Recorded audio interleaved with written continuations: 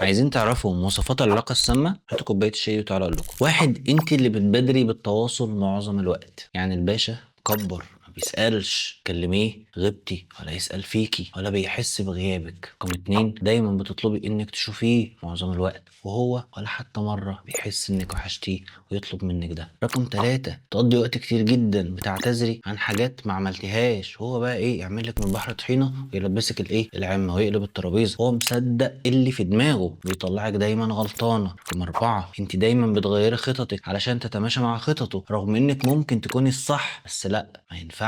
رقم خمسة، مجهوداتك دايما مش متشافة يا سارة، مهما قدمت ليه صفر على الشمال ومش هيفكر انه يردها ليكي. رقم ستة، تقضي معظم الوقت بتبرري تصرفاته العجيبة الغير لائقة. رقم سبعة، خايفة معظم الوقت انه يسيبك وان العلاقة تنتهي، لان مفيش ولا مرة هو بيبادر ناحيتك. رقم تمانية، احتياجاتك مش مجابة، على العكس احتياجاته هو مجابة طول الوقت. رقم تسعة، الشخص التاني ده مش شايفك شفافة يا بنت، مش شايفك أولوية، بالعكس دايما بيحط أي حاجة تانية قبلك، بلاي ستيشن، ماتش مع أصحابه، خروجه، الشغل.